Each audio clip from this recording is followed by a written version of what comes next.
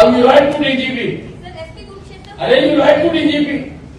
मैं कह रहा हूँ उसको सस्पेंड करो, मैं कह रहा हूँ उसको सस्पेंड करो, आपने खाली एग्जीक्यूट कर रही है मेरा। அவ்வளவுதாங்க, இதாங்க இவங்களோட புத்தியே. ஒரு முறையான படிப்பறிவு இல்லாத ஒரு தற்கூரிய ஓட்டு போட்டு எம்எல்ஏ ஆக்கி அவன் மினிஸ்டரும் ஆயிரான்னு வச்சுக்கோங்க. அவன் பார்ட்டியை வச்சு அவனுக்கு கீழே உள்ள மினிஸ்டர் எப்படி இருக்குமோ அப்படித்தான் இருக்கு இந்த பிஜேபி பார்ட்டியை சேர்ந்த ஹரியானாவோட டிரான்ஸ்போர்ட் மினிஸ்டரான அனில் விஜோட பேச்சு. அதாவது ஹரியானா மாநிலத்தில் இந்த குறை தீர்க்கும் முகாம் ஒன்று நடந்திருக்கு. அதுல பாத்தீங்கன்னா இந்த குருஷேத்ரா அப்படின்ற மாவட்டத்தில் ஒரு காவல்துறை உதவி ஆய்வாளர் மீது ஒரு புகார் வருது. உடனே அந்த இடத்துல பாத்தீங்கன்னா கோவப்படுற மாதிரி ஆக்ட் பண்ணி அந்த அனில் விஜ் அப்படின்ற அந்த டிரான்ஸ்போர்ட் மினிஸ்டர் அவரை உடனே பணியிடை நீக்கம் செய்யுங்க அப்படின்னு சொல்லி கோவமா அந்த மாவட்டத்தோட எஸ்பி ஆன உபாசானாவுக்கு அந்த இடத்துல உத்தரவிடுறாரு. அதுக்கு அந்த அம்மா உபாசானா வந்து சார் டைரக்டா என்னால பண்ண முடியாது, அது எனக்கு அதிகாரம் இல்ல அப்படின்னு அந்த அம்மா சொன்னதுக்கு கோவப்பட்டு நான் சொல்றேன் நீ அவனை சஸ்பெண்ட் பண்ணுன்னு, நீ என்ன என் ஆர்டர் கேட்க மாட்டியா அப்படின்னு அந்த ஆள் கோவமா கத்துறாரு. சார் நான் சொல்றது என்னன்னா அந்த காவலர் எந்த எஸ்பிக்கு கீழே வராங்களோ அவங்களோ இல்ல டிஜிபியோ தான் சார் இதை முடிவு பண்ண முடியும், நான் எதுவும் ஆர்டர் போட முடியாது, எனக்கு அந்த ரைட்ஸ் இல்ல அப்படின்னு சொல்றாங்க. அவங்க என்ன சொல்றாங்கன்னு கூட அடிப்படை அறிவு இல்லாம அதை புரிஞ்சுக்கிற தெரியும். உனக்கு அந்த ஆள் அப்ப பணியிடை நீக்கம் செய்யறதுக்கு ரைட்ஸ் இல்லையா, அப்புறம் இங்க உட்கார்ந்து இருக்க, வெளியே போ அப்படின்னு ரொம்ப கோவமா ரொம்ப ஏளனமா தரக்குறைவா அந்த அம்மாவை திட்டிருக்கு.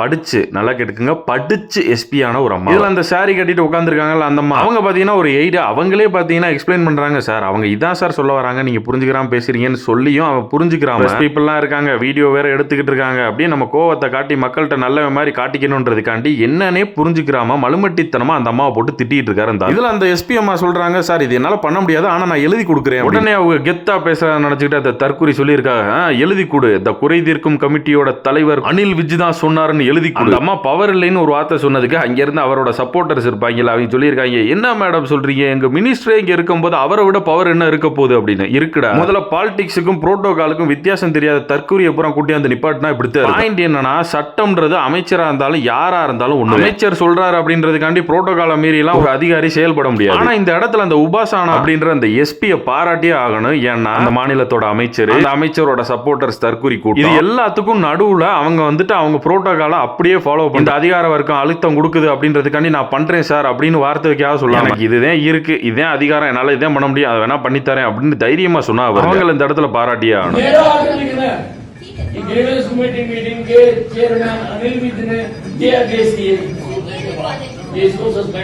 பைத்தியக்காரத்தமா பேசிட்டே கூடாது. நானும் பார்த்துட்டே இருக்கேன், பைத்தியம் மாதிரி பேசிட்டு இருக்கீங்க மொத்தமாக சொல்றேன் நான். நீங்க லிட்டரலா ஃபூல் மாதிரி பேசுறீங்க எல்லாரும்.